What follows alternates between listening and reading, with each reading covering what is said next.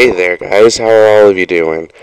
I'm here with another tutorial. This one's actually pretty cool. The other ones have been somewhat basic, but this one starts to get more skill involved. It's still easy, but it is one of my favorite types of things to do. So when you have the area selected, go to Event, Pan, Crop,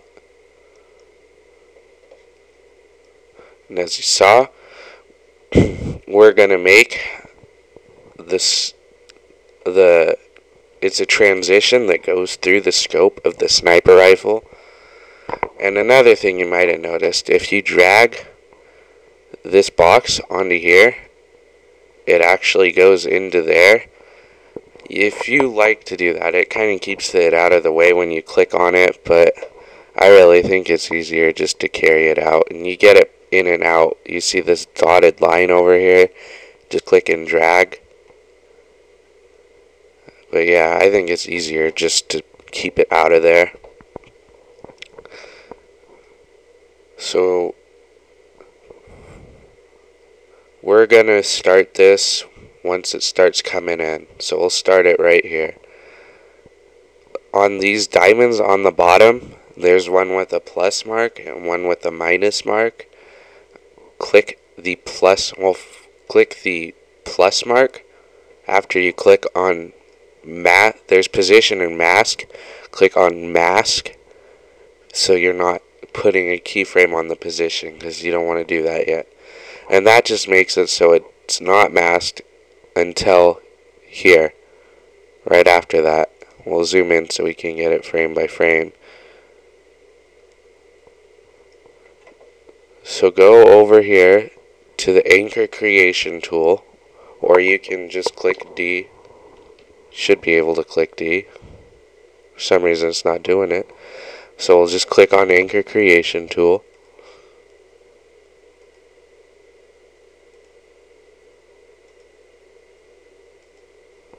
And as you can see, it's all black around the scope, and that's not what we want. So over here in mode, change it to negative. And now as you see, it's black inside the scope. That's what you want. And then go to feather type out. Let's try just one. Yeah, and that just softens up the edges. And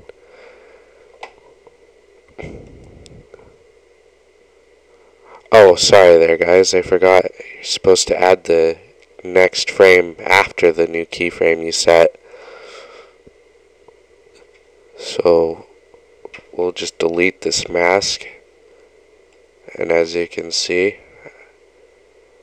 so make sure you add a new keyframe and then go another frame forward and then add the mask, or else it's just going to overlap it, and it's kind of like overwriting a file. It just creates a new thing over it.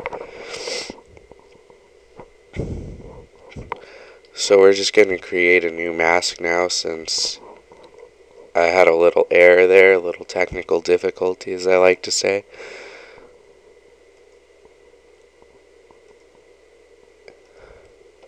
And again, it's black on the outside. Change the mode to negative. Feather type out. Feather percent 1.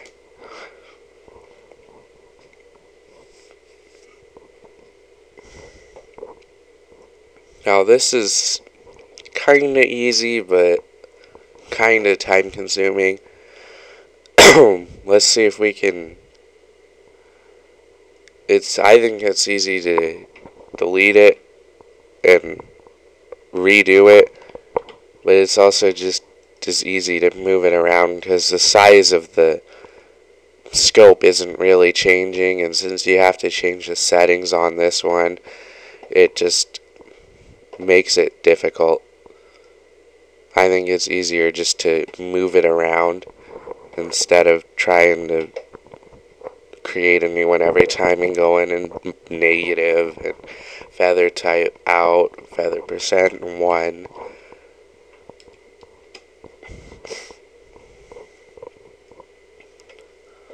So let's just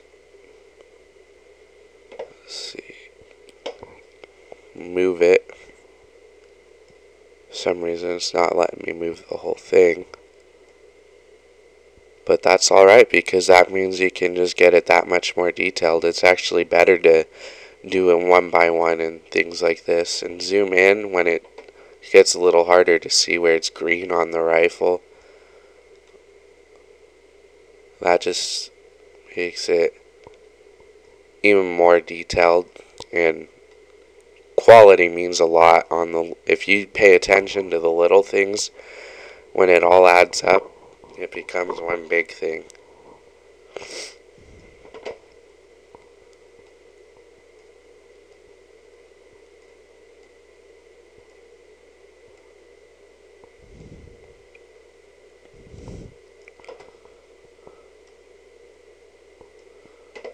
And you can do this every couple of frames. You don't have to do it frame by frame. If you do it about every 2 frames, it does a pretty good job of following it around.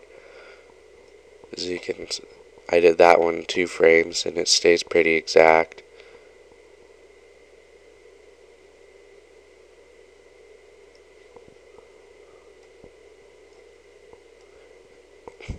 And I'm sure you don't really care to watch me do a whole bunch of masking, so I'm just gonna fast forward to the end of the, more towards the end of the clip, and we'll go from there.